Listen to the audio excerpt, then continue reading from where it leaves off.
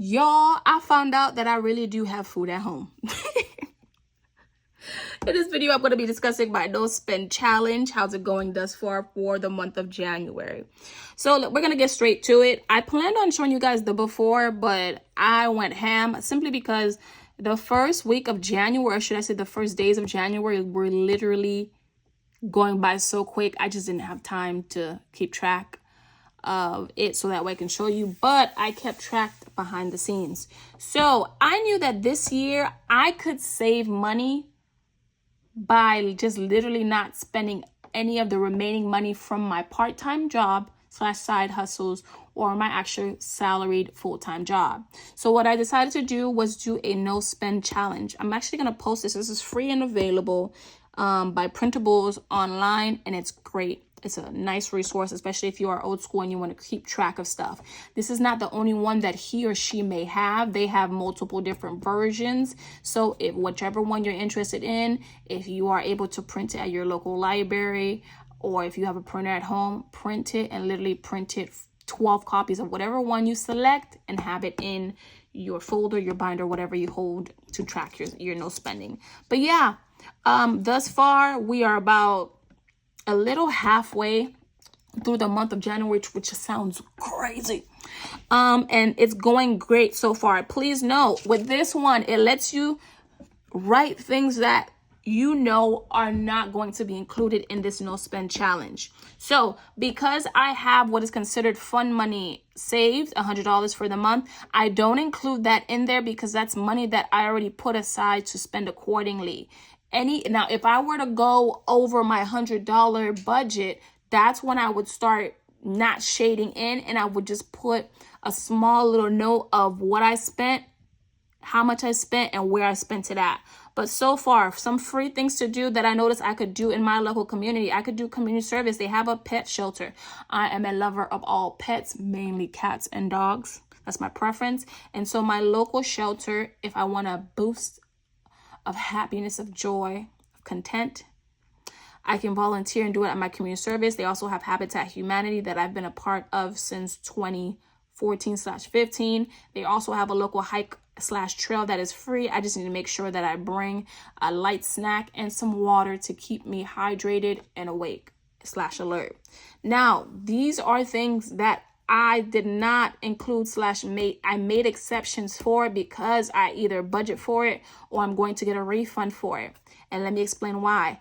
I am scheduled to travel for work in the next upcoming week and a half.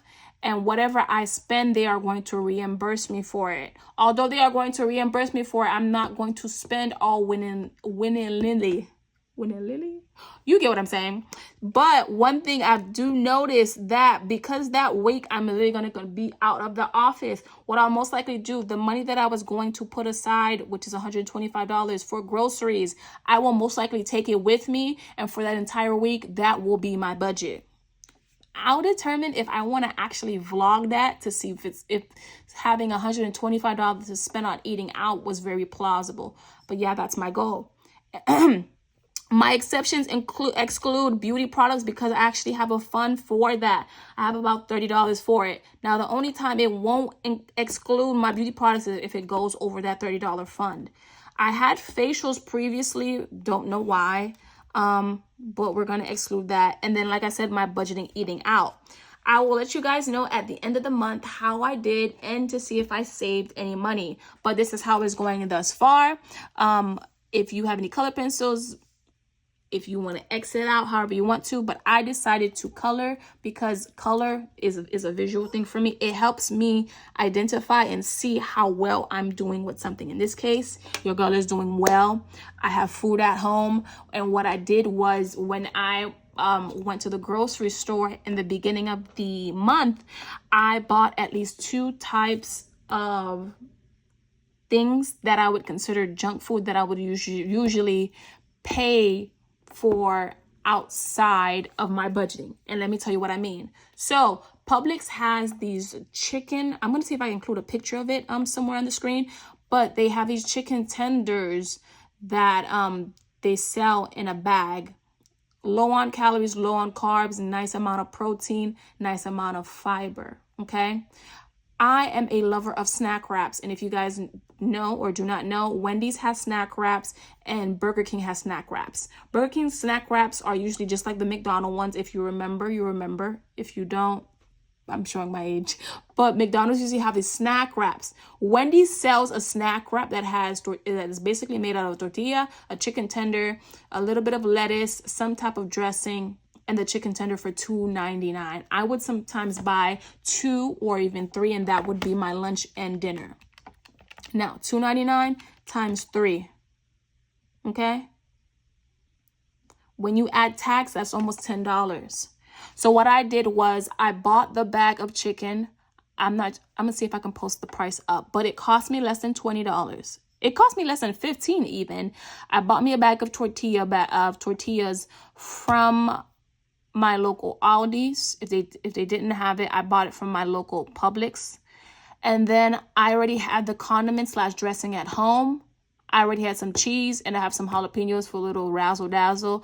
And so whenever throughout the week I don't feel like eating whatever meal that I've already prepped, or if I forget to meal prep, I literally have my guilty pleasure, more healthier and literally cheaper at home. And one thing I would do is, if I know I'm going to be out for a long period of time, I would literally prepare that as well as whatever my lunch or dinner with. So that's what I would do. So that's one thing I've realized throughout this month. I have food at home. It's enough. But yeah, I think this concludes today's video. I talked about my no spending challenge. How's it going this far? What are some free things that I have to do? My spending exceptions.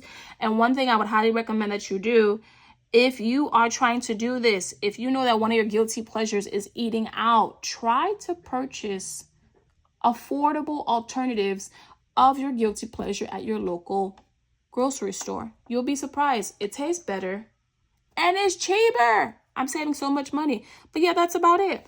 Thanks for watching. I'll see you in my next few videos. Peace.